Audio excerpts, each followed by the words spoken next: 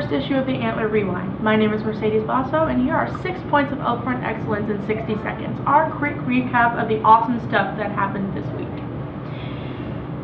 Last Friday and Saturday, the wrestling team competed at districts. Trevor Nelson, Josh Schmutz, Jacob Solis, Isaac Norton, Alex Starra, and Aiden Stiles all qualified for the state tournament, which is happening right now at the CenturyLink Center. Way to go, boys! On the 13th, Showfire competed at Elkhorn South's Crystal Cup, placing 4th overall. In 2 weeks, they will hit the road to Grand Island to compete.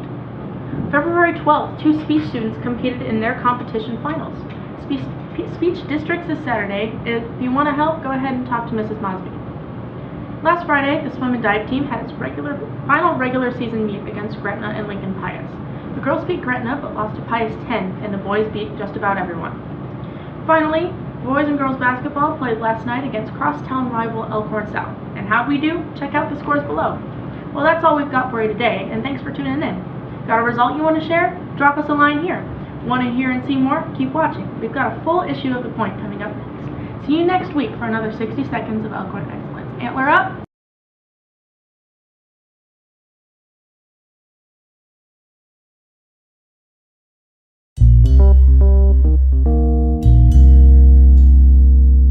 My name is Skylar Beadle with The Point, and a lot of you may have seen Star Wars by now, but we decided to interview people to see what they thought of the movie before and after.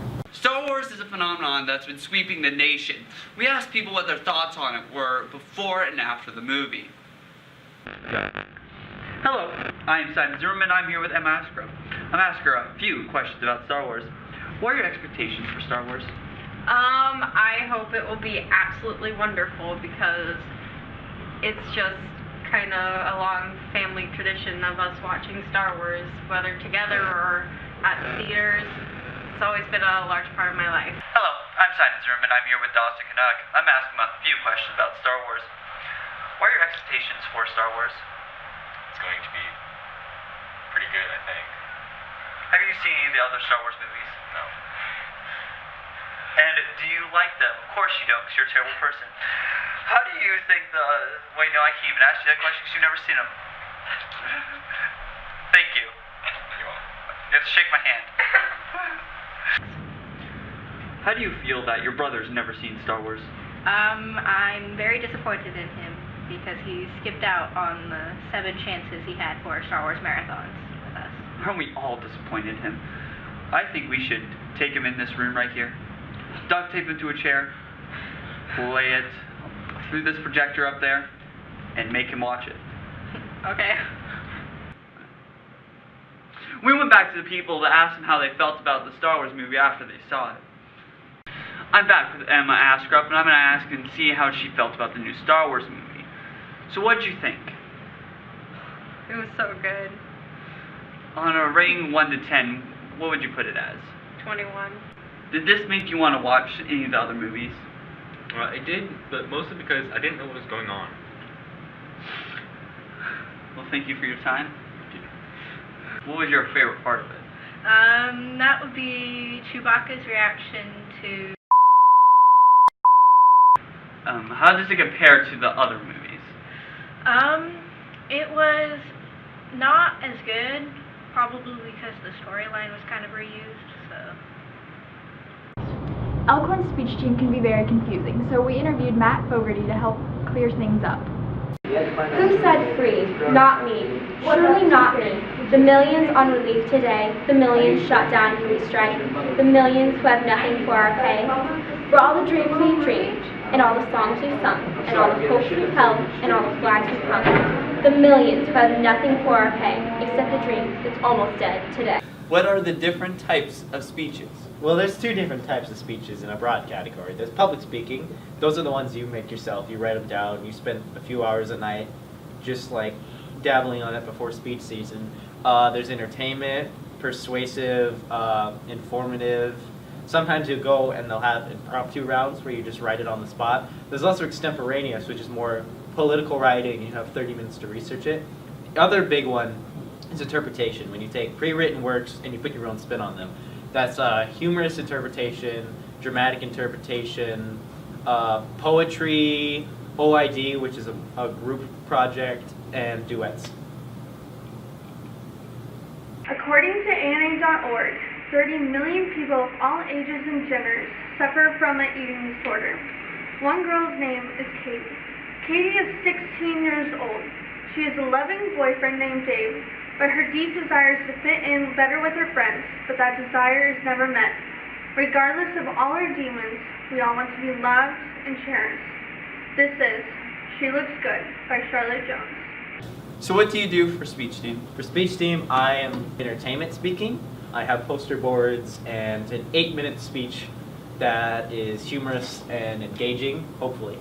You know what's remarkable? How many kids your age go to work already? What do you mean, Dad? Well, I know several of my colleagues have already had children in the working in the mines, you know. Do they see monsters? No, you silly boy. The young chaps die long before they reach the monsters. Oh. But you want to know something, son? If you really want to see a monster, try waking up next to your mother for 15 years. It's like Medusa spawned the ball of sea kelp and left the afterbirth at my bedside. Okay, Matt, Yeah. what does it take to prepare for a speech? Well, when I prepare for a speech, usually about a week before the first meet, I just take a ton of my time every night, just a couple hours to just stare at a blank screen. Usually I have it on my phone, it's where a lot of my ideas come, and just let the good ideas come to me. Usually if I write one sentence, I'll think of something better in a few hours, and then I'll replace it. By the end of it, I have this huge conglomeration of all my ideas, and through like the next few weeks of trimming it down and refining it, it becomes my finished product. Cell phones are a big part of every high schooler's life. We wanted to talk to you about the new and upcoming cell phones that might be interesting to you.